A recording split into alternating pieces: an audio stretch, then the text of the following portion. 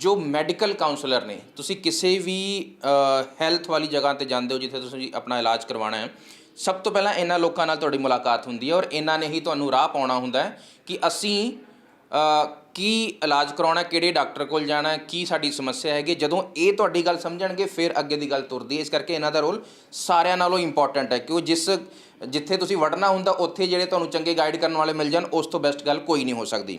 ਤਾਂ ਇਹਨਾਂ ਤੋਂ ਇੱਕ ਦੋ ਸਵਾਲ ਮੇਰੇ ਹੋਣਗੇ ਕਿਉਂਕਿ ਇਹਨਾਂ ਦਾ ਵੀ ਸਮਾਂ ਮੈਂ ਜ਼ਿਆਦਾ ਲੈ ਰਿਹਾ, ਇਹਨਾਂ ਕੋਲ ਬਾਹਰ ਮਰੀਜ਼ ਕਾफ़ੀ ਵੇਟ ਕਰ ਰਹੇ ਹੈ। ਮੈਡਮ ਆਪਣਾ ਪਹਿਲਾਂ ਤਾਂ ਤੁਸੀਂ ਨਾਮ ਦੱਸ ਦਿਓ, ਫਿਰ ਮੇਰਾ ਸਵਾਲ ਆਏਗਾ ਤੁਹਾਡੇ।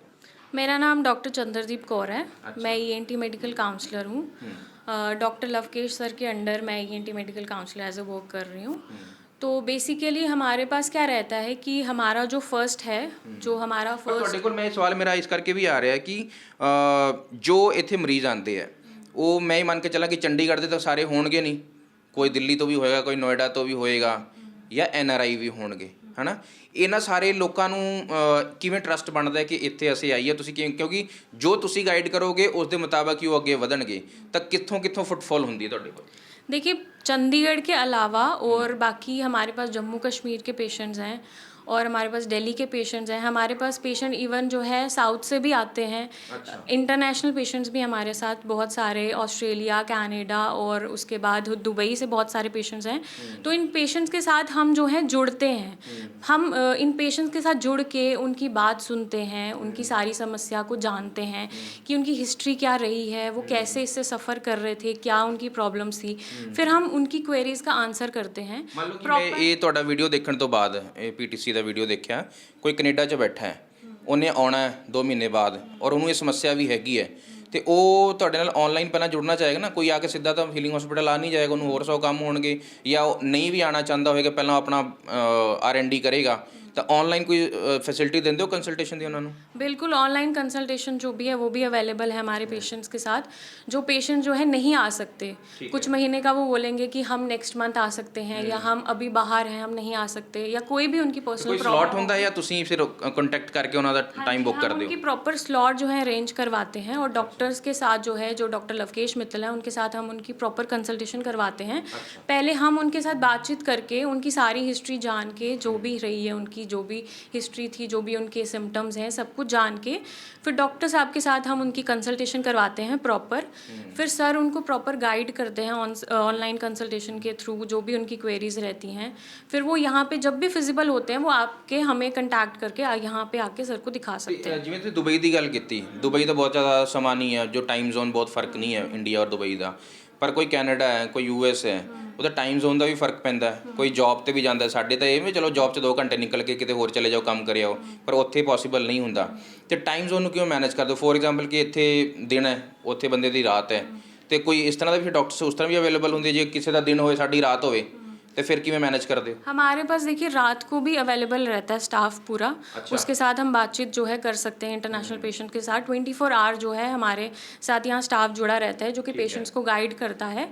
उसके बाद जो भी उनका फिजिबल टाइम रहता है, जो सर का फिजिबल टाइम रहता है, उसके अकॉर्डिंग हम जो है उनके स्लॉट्स बुक करवा के सर के साथ जो है हम उनकी मीटअप करवाते हैं। जैसे अगर मैं बच्चों के बारे में बार बार बात करूँ कि उनकी पूरी ज़िंदगी पड़ी हुई है, बच्चों में अगर ये समस्या आती है तो पेरेंट्स इस बात को क्यों इग्नोर ना करें? क्योंकि उनके जो फिजिकल ग्रोथ है, मेंटली ग्रोथ है, उस पर भी इम्पैक्ट पड़ता है इसका। बिल्कुल पड़ता है, क्योंकि इससे क्या होता है कि जब बच्चे को प्रॉब्लम होती है उसमें इम्यून सिस्टम वीक होता है, तो बच्चे खेलने में वीक होता है और बच्चों की तरह एक्टिव नहीं होता। बच्चा बहुत कम उम्र का लग रहा था, बिल्कुल उसकी ग्रोथ वैसी नहीं हुई, ग्रोथ नहीं होती है, उनकी मेंटली एबिलिटी जो होती है उस पर भी इफेक्ट पड़ता है। बच्चा एक्टिव नहीं रहता है, हर कुछ दिन बाद बच्चा बीमार होता है due to tonsils and immunity कम। ਇਹ ਬੜੀ ਜ਼ਰੂਰੀ ਗੱਲ ਇਹਨਾਂ ਨੇ ਦੱਸੀ ਕਿ ਜਦੋਂ ਆਪਰੇਸ਼ਨ ਹੁੰਦਾ ਤਾਂ ਤੁਹਾਡੇ ਫੇਸ ਤੇ, ਤੁਹਾਡੇ ਨੱਕ ਤੇ, ਗਲੇ ਤੇ ਕਿਸੇ ਤਰ੍ਹਾਂ ਦਾ ਕੋਈ ਨਿਸ਼ਾਨ ਨਹੀਂ ਆਉਂਦਾ। ਬਹੁਤ ਸਾਰੇ ਲੋਕ ਇਸ ਕਰਕੇ ਵੀ ਭੱਜਦੇ ਨੇ ਕਿ ਸਾਡੇ ਫੇਸ ਤੇ ਉਹ ਦਿਖਣ ਲੱਗ ਜਾਏਗਾ, ਪਰ ਅਜਿਹਾ ਕੁਝ ਨਹੀਂ ਹੁੰਦਾ। ਲੇਜ਼ਰ ਸਰਜਰੀ ਹੈ, ਬਹੁਤ ਐਡਵਾਂਸ ਟੈਕਨੀਕਸ ਅੱਜ ਕੱਲ੍ਹ ਆ ਗਈਆਂ ਨੇ, ਤੁਹਾਨੂੰ ਪਤਾ ਵੀ ਨਹੀਂ ਲੱਗੇਗਾ। ਜਿਨ੍ਹਾਂ ਨਾਲ ਮੈਂ ਗੱਲ ਕੀਤੀ ਉਸ ਨਾਲ ਵੀ ਉਹਨਾਂ ਨੂੰ ਦੇਖ ਕੇ ਤੁਹਾਨੂੰ ਲੱਗਿਆ ਨਹੀਂ ਹੋਣਾ ਕਹਿੰਦਾ ਕੋਈ ਆਪਰੇਸ਼ਨ ਹੋਇਆ। ਤਾਂ ਇਸ ਕਰਕੇ ਇਸ ਗੱਲ ਨੂੰ ਤਾਂ ਆਪਣੇ ਮਨੋਂ ਕੱਢ ਦਿਓ ਕਿ ਕਿਸੇ ਤਰ੍ਹਾਂ ਕੋਈ ਨਿਸ਼ਾਨ ਪਏਗਾ। ਮੈਂ ਤੁਹਾਡੇ ਕੋਲ ਆਉਣਾ, ਇਹਦੇ ਵਿੱਚ ਨਾ ਬੜਾ ਸਭ ਤੋਂ ਇੰਪੋਰਟੈਂਟ ਗੱਲ ਇਹ ਹੈ ਕਿ ਜਦੋਂ ਇਹ ਸਾਰੀ ਵੀਡੀਓ ਅਸੀਂ ਕਰ ਰਹੇ ਹਾਂ ਤਾਂ ਪੇਸ਼ੈਂਟ ਦੇ ਮਨ ਦੇ ਵਿੱਚ ਇੱਕ ਗੱਲ ਜ਼ਰੂਰ ਆਉਂਦੀ ਹੋਏਗੀ ਕਿ ਮੈਨੂੰ ਇਹ ਸਮੱਸਿਆ ਹੈ, ਤਾਂ ਕੀ ਇਹ ਆਪਰੇਸ਼ਨ ਨਾਲ ਹੀ ਠੀਕ ਹੋਏਗੀ ਜਾਂ ਇਹਦੇ ਕੋਈ ਸਟੇਜਸ ਨੇ? सर अपना नाम भी दसना और ये जरूर दसना कि मैं सीधा ऑपरेशन थिएटर 'ਚ ਜਾਵਾਂਗਾ, ਉਸ ਤੋਂ ਪਹਿਲਾਂ ਵੀ ਮੇਰਾ ਕੋਈ ਬਚਾਅ ਹੈਗਾ? ਬਿਲਕੁਲ ਦੱਸਾਂ। ਮੇਰਾ ਨਾਮ ਦੀਪਾਂਸ਼ੂ ਹੈ, ਮੈਂ ਵੀ ਡਾਕਟਰ ਲਵਕੇਸ਼ ਮਿੱਤਲ ਮੈਡੀਕਲ ਕਾਉਂਸਲਰ ਹੈਗਾ।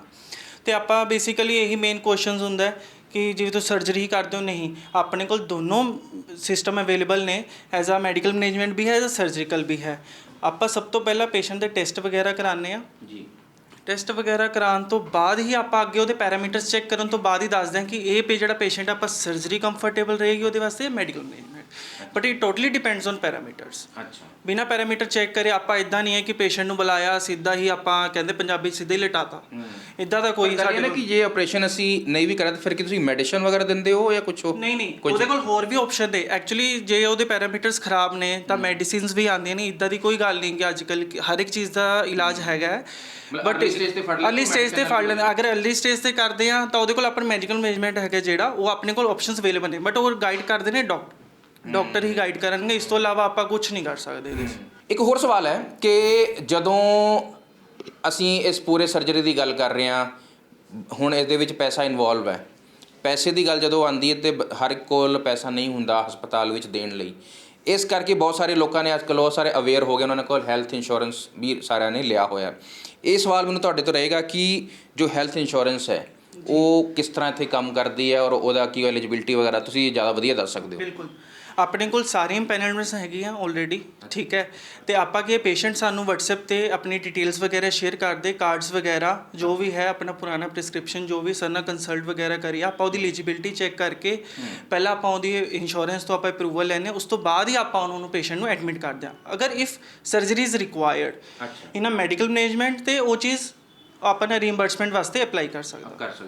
ਤਾਂ ਇਹ ਬੜੀ ਜ਼ਰੂਰੀ ਗੱਲ ਇਹਨਾਂ ਨੇ ਦੱਸੀ ਕਿ ਜੇ ਤੁਹਾਡੇ ਕੋਲ ਮੈਡੀਕਲ ਕਾਰਡ ਹੈਗਾ ਉਹ ਇਹਨਾਂ ਨਾਲ ਕੰਸਲਟ ਕਰੋ, ਪੁੱਛੋ ਕਿ ਮੇਰੇ ਮੈਡੀਕਲ ਕਾਰਡ 'ਚ ਐਲੀਜੀਬਿਲਟੀ ਹੋਏਗੀ ਤਾਂ ਤੁਹਾਡੇ ਵਾਸਤੇ ਇੱਕ ਹੋਰ ਕਦਮ ਇਹ ਗੱਲ ਆਸਾਨ ਹੋ ਜਾਏਗੀ ਕਿ ਮੇਰੇ ਕੋਲ ਆਪਣੀ ਜੇਬ 'ਚੋਂ ਪੈਸਾ ਇਕੱਠਾ ਨਹੀਂ ਕਰਨਾ, ਉਸ ਕਾਰਡ 'ਤੇ ਵੀ ਇਲਾਜ ਹੋ ਜਾਏਗਾ। ਇਸ ਕਰਕੇ ਮੈਡੀਕਲ ਇੰਸ਼ੋਰੈਂਸ ਵਾਲੇ ਵੀ ਇਸ ਗੱਲ ਤੋਂ ਨਿਸ਼ਚਿੰਤ ਹੋ ਜਾਣ ਕਿ ਪੈਸਾ ਲੱਗੇਗਾ, ਹੋ ਸਕਦਾ ਕਿ ਸਾਰੇ ਦਾ ਸਾਰਾ ਹੀ ਕਵਰ ਹੋ ਜਾਏ।